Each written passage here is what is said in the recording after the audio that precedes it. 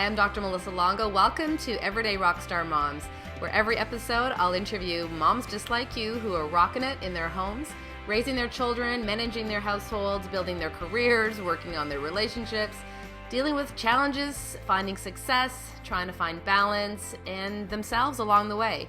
Every episode, you'll hear from women just like you of all ages and stages of motherhood, sharing their stories, life experiences, and leaving you with practical tips, ideas, and inspiration to help you rock your life. On today's show, I'm chatting with Rula Sharkawi. Rula is an entrepreneur, a happy wife, and mom of two active boys, Gabriel and Julian. Rula talks today about how and why she left a lucrative corporate career to pursue her dream, how that improved her relationship with both her sons and her husband.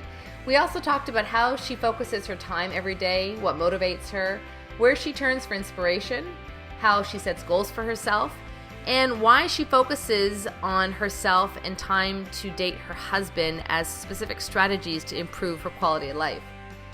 She's a dear friend of mine. I love the delicious products her company produces. It was a pleasure to interview her today. I hope you enjoyed as much as I did. Take a listen.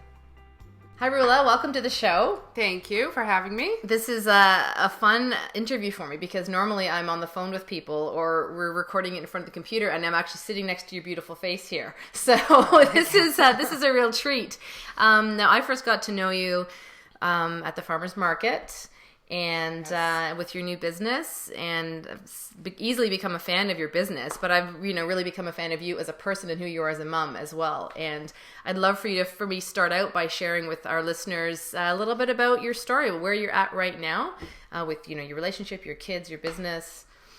Yeah, well, I had my two children and I loved them dearly, and after my second mat leave, I just went through a bit of a transformation where I really thought about the question of what do I want?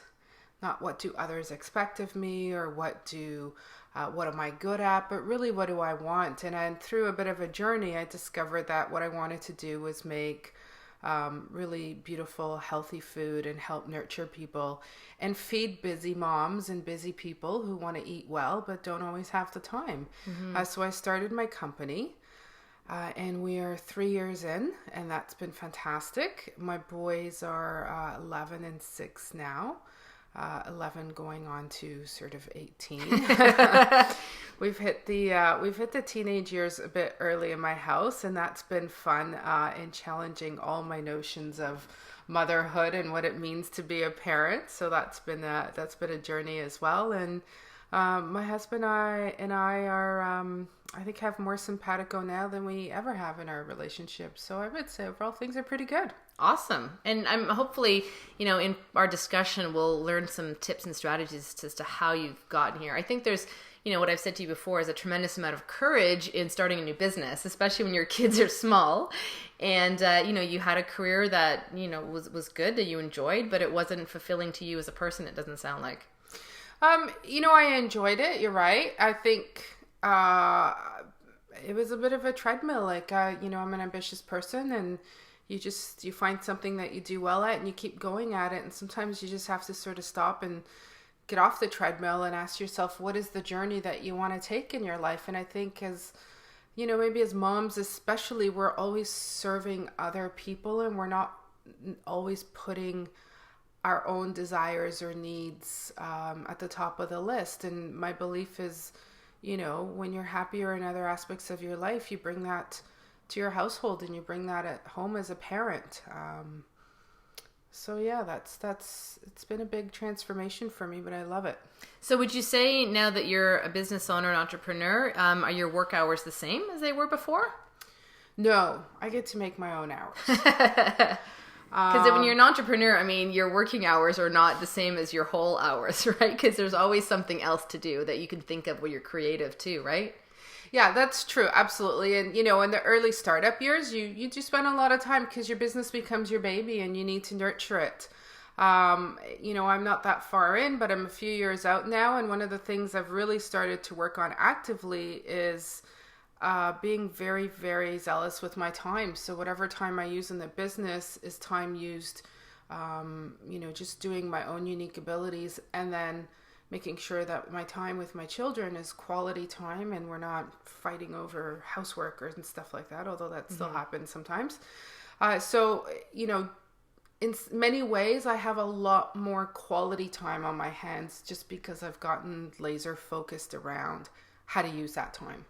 Do you have any kind of support systems in place as far as, people that manage things within your house or, groceries? Some women say they've got people that come and do their laundry for them. Like, do you have any kind of team besides you and your husband? Yeah, you know what? That's a great question, because I'll tell you, I resisted having someone come in and clean our house for us for years.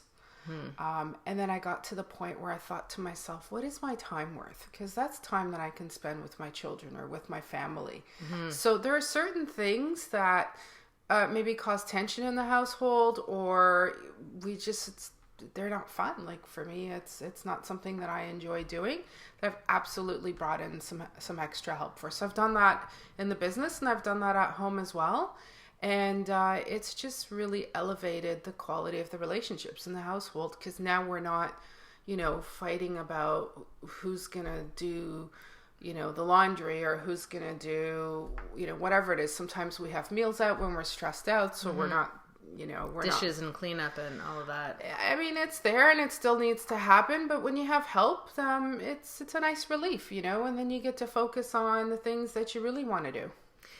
So it sounds like you prioritize things. Like Absolutely. You've got a strong sense of what's important to you now as a woman in a family. I try to. It's not a perfect system. We still get caught up on niggly things sometimes, but I try to. I mean, that's at the end of the day, you sort of look back and say, okay, if it was me looking back, 20 years from now, looking back, what are the moments I'm going to remember? And we really work on creating experiences. And that's what's important to me.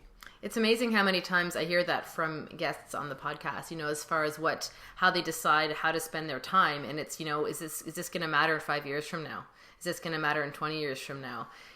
What kind of, if you were to look back, so you said, your boys are 11 and 7. Now, is there any advice you would give to yourself as a younger mom? If you were to turn the clock backwards and say, I wish I had done this differently, or... Yeah, that's a great question. I think as moms of young children, we focus, I focused a lot on, making sure everything was perfect. And if something happened, if my child was in the playground and fell off the slide and hurt himself badly, I'd make myself feel really bad about it, thinking, gosh, what am I doing? Or if he had an emotional experience and upset, I'd feel like he was going to be scarred forever. And at the end of the day, I think you just need to learn how to be forgiving of yourself as a mother, and know that there's no manual, there's no there's no how-to guide, and just trust your instincts. I think as a mom of my first son, I wanted everything to be perfect. You probably heard this before from your guests. When you have your second one, it's like, oh, it's not a big deal. You know what? Their diaper can wait another 20 minutes. Yeah. You know what I mean? Yeah. So I guess my advice would be just enjoy the time and don't worry about things. Just have that time. It's so precious, and they're so sweet and adorable and lovely and demanding, and they take a lot out of you, but it's so fantastic. And just enjoy the time, because there'll be a time to deal with other things. And you know what? They're so resilient. They get through things. They learn through experiences the same way we learn through experiences. So just let it all be and enjoy it. Have you had any major struggling points as a mother, or any challenges with your kids at any stage? Of course. Every day. Yeah. Oh, every day is a challenge. Here's the thing. Once you feel like you've mastered a certain stage, or you understand their behavior, they change. Oh, yeah. They're constantly changing. So right now I'm just having some tension points with my older son, who's hit puberty, and, he's at that stage where my authority isn't as important to him, and he wants to be independent, and he wants to do his own things, and he questions things, and he's a little bit of a rebel in some ways. And, I got into quite a big argument with him this week, and then I stopped and reflected on it, and I spent the day reflecting on it, and I thought, you know what, this isn't a relationship I want to have with my son. I do think it's important that he has certain responsibilities around the house, but at the end of the day, am I gonna have this huge fight with him because of that. No. So again, it's really about defining your experiences, and I talk to other people who have teenagers and ask them how they handle it, because I've never done it before. So it's a learning for everybody, and you get through it. It's another stage, and I think at the end of the day, if you're empowering your child and teaching them to make decisions and sort of embrace what life has to offer them, and that's the best seed that you can plant. Well, and that's exactly it, and that's something that I'm really hoping that this podcast achieves, is connecting moms, because so many times we think we're the only ones that's dealing with a rebellious teenager, or a defiant toddler, or a child who's not eating or going to the bathroom or sick at night, and you're never the only one. There's such similarity with all of our experiences, and yet every mom goes through those moments where they feel, are they doing a good enough job? Are they keeping up? Are they being that super mom and getting to every parent meeting and doing a great job at their work and relationship? And it's a tough position sometimes. Well, I think it's hard too, because we're moms, and many of us have careers, and there's just life is so much busier. It's much more complicated. There's way more to do. So I think we put a lot on our plate, and it's important to take some things off our plate and be okay with that. Yeah. What would you say some of your biggest influences on being a mother are? Are there any people in your life that really have shaped who you are as a mother? I've always loved the work of Tony Robbins, and I think what I find so beautiful about his work is just that concept that you're not a victim. Life is in your control, and you get to make decisions. It doesn't mean that you have control over the world around you. It just means that you decide. You have the power to make the decisions over who you want to be and what you want to do. And at the end of the day, I think that's helped me as a mother, because there is no manual. You can read 10 different books and come out extraordinarily confused. And at the end of the day, I just follow my instinct and ask myself the questions: is this right for me? Is this right for my child? And if you have that, for me, if you have that sense of certainty around your ability to be in charge and make decisions, then you're okay with it. You don't go through this process of questioning. And I think we do that, and I've done that, where we're constantly questioning whether we've made the right decision or if this is the right thing. At the end of the day, it's like, well, that's a decision we made. Let's live with it. Let's do the best that we can and move on, because I think people do the best that they can with the resources that they have. Right. You can't go backwards, so just move forward. Correct. Life doesn't go backwards. Absolutely. Has motherhood been what you expected it to be? It has been, I don't know what I expected it to be, to tell you the truth. I'm not sure that I had any real preconceived notions about it. It has been one of the most challenging and one of the most fulfilling things I've ever done in my life. I wouldn't change any of it. No. It's fabulous. It's one of the best things I've ever done in my life. Fantastic. I think you can't appreciate how you feel about your children and the love that a parent has for their child until you become one. Right? So yeah, again, I mean, what would it be like for people that are thinking of conceiving or are pregnant, and they can't even sometimes fathom the life changes they're going to make and the sacrifices that they're going to be willing to make. And once that baby comes into the world, everything changes, right? Everything changes. Everything changes. And one of the biggest pieces of advice I got when I was pregnant was to surrender.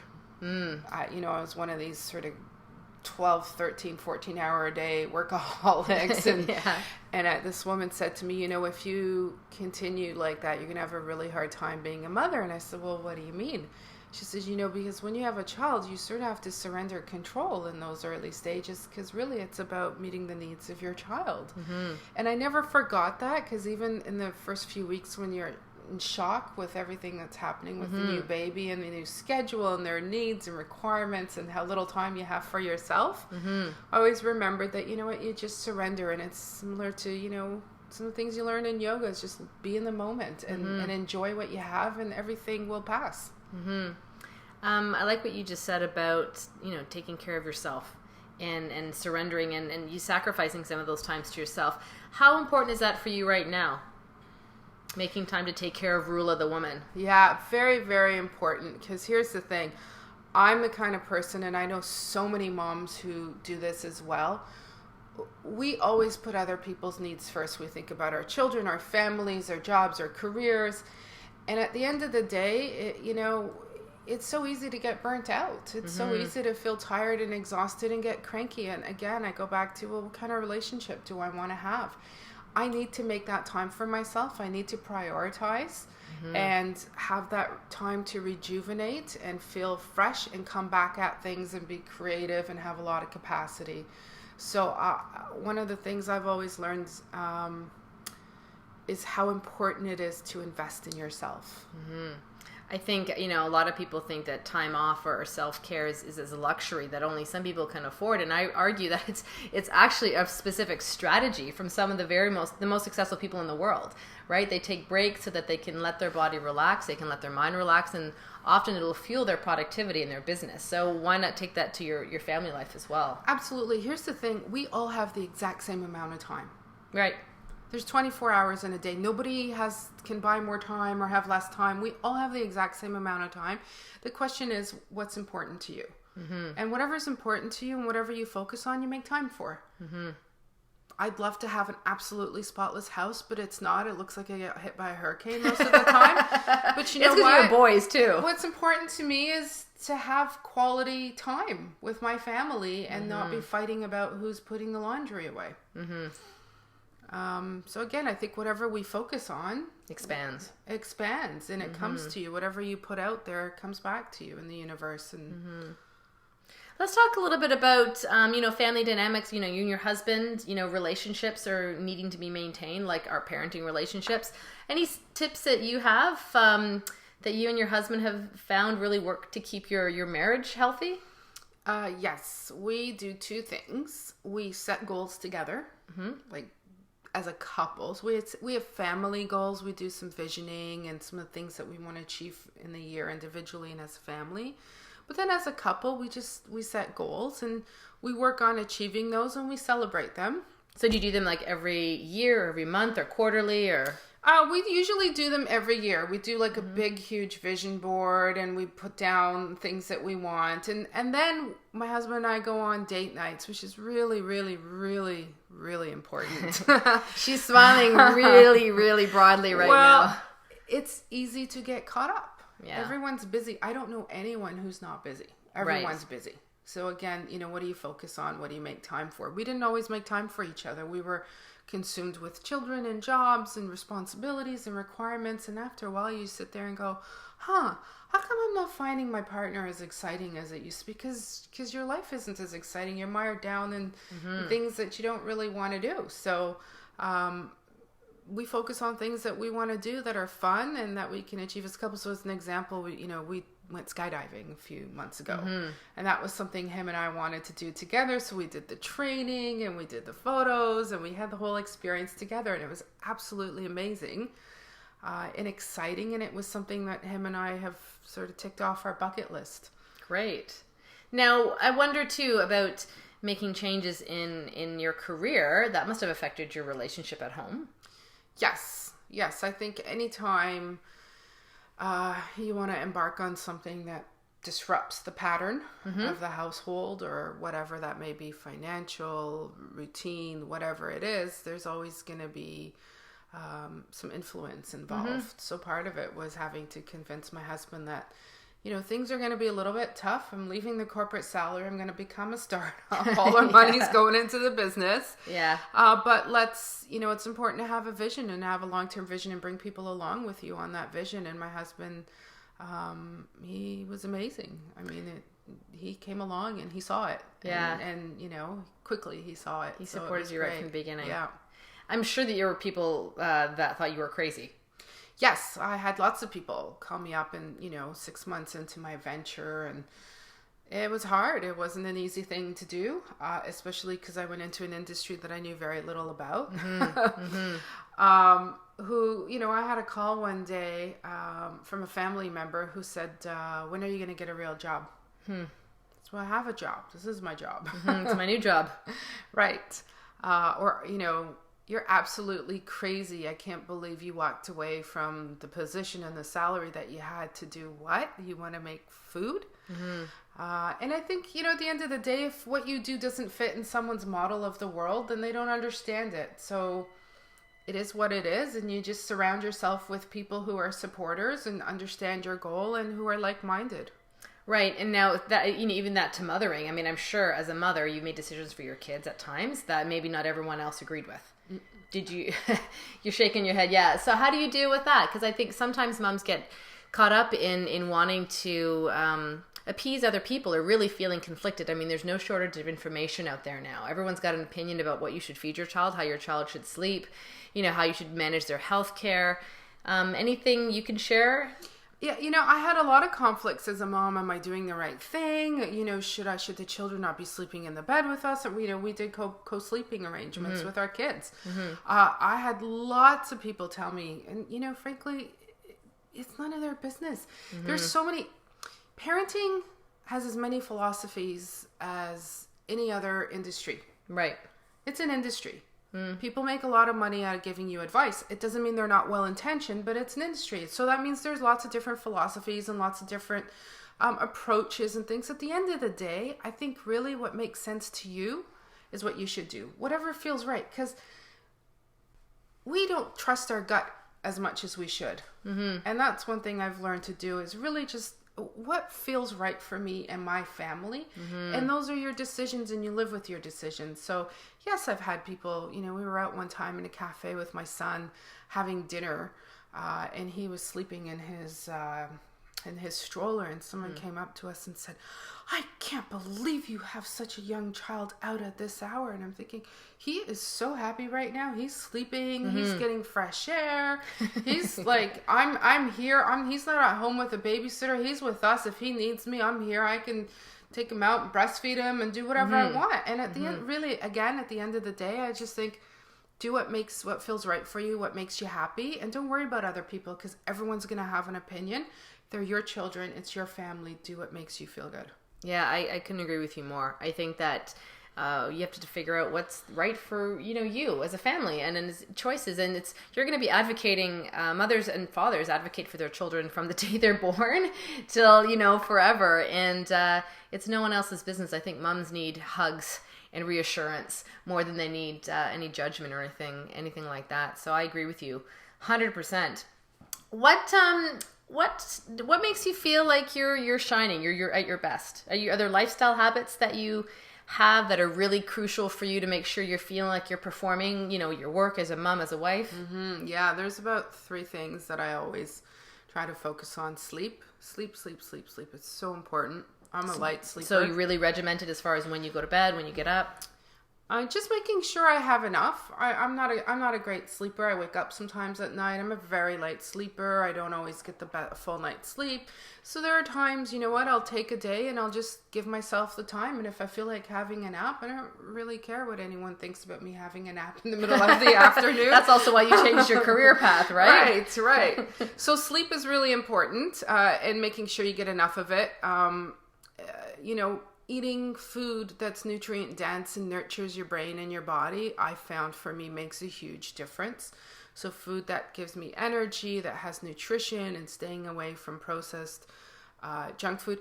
Listen, we don't live in a perfect world. Everybody has a zigzag day, where you just go off track and then you get back on track. So don't punish yourself for doing any of that, but that's really important to me. And then my state is really important. So what do I choose to focus on today? I want to get up in the morning and set goals. I set goals for myself every single morning and say, what is it that I want to achieve and what do I want to achieve before noon? Mm-hmm. And when you think about the things that you want to achieve, then your energy goes into that. So energy flows where focus goes. Right. So whatever you focus on is what your energy is. You're going to sit down and ask yourself horrible questions about, why haven't lost weight, or why do I have this? Why don't I have this? Then that's where your energy is going to go and you're going to feel awful. Mm-hmm. So I feel fantastic when I'm doing the things that I love, eating well, sleeping well, and really focusing on activities that bring me joy. So now, was that a process that you have always had in your life, or is it something that you've adopted recently? Oh, I wish I always had it in my life. No, I've just learned through trial and error what works and what doesn't work. One of the things I've adopted recently is this focus on unique ability. So it's this concept that, life is full of excitement and joy if you get the opportunity, or you create the opportunity, I should say, to focus on the things that are really your unique ability. So when I'm out talking to people, when I'm growing my business, when I'm doing exciting, adventurous things with my kids, when we have, downtime with the family, those are things that I really enjoy. And they add enormous quality to my life. So I think it's important to be very specific and clear with yourself about what you want and find ways to make it happen. It sounds like there's a tremendous amount of joy in your life. You know what? It's, I mean, not every day. I know there's moments and trying times, but you've pursued a passion for a business that you wanted to start. You're cultivating relationships with your family members, your husband, your kids. Is that what brings you the most joy? Yeah, it is. I think it's just knowing who you are and what you want and then making it happen. That brings me enormous amounts of joy. I spent many years, like I said, I call it the treadmill, the corporate treadmill. You're just running and running and running and running and really not always going somewhere, and it doesn't mean that I wasn't successful in my career. I was very successful. It just didn't bring me joy. It wasn't what I really wanted to do. Was there a pivotal moment? Like, I know you talked about, you just thought about what you want to be doing, but was there anything that some people will talk about, they had one crazy long night or one particular client or one thing that was a defining moment for them to say, I don't want this to be this way anymore? Or was it just sort of a gradual transition for you? It was a bit of a gradual transition. I did have one moment in my last corporate job where, the CEO that I reported to left and one of my colleagues who was an operations person became my boss.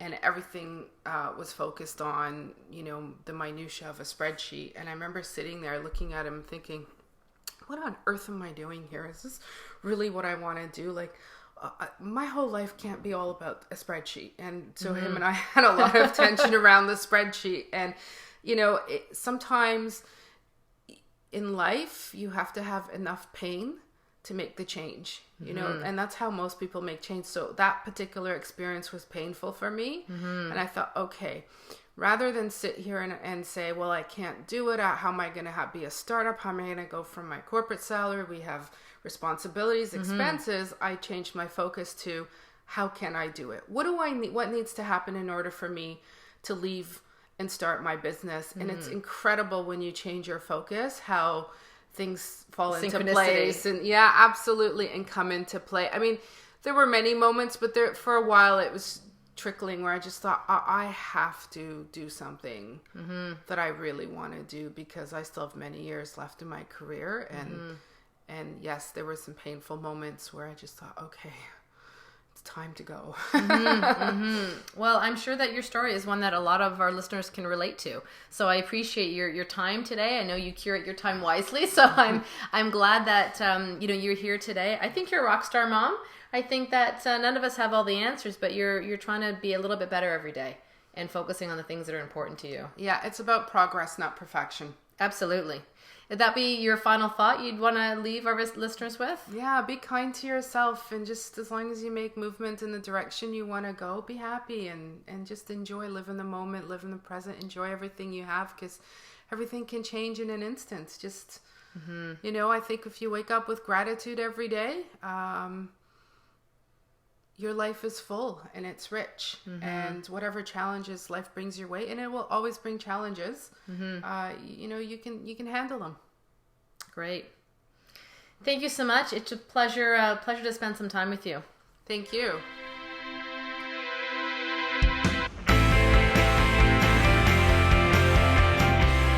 There you have it. A great story today from a mom who rocks.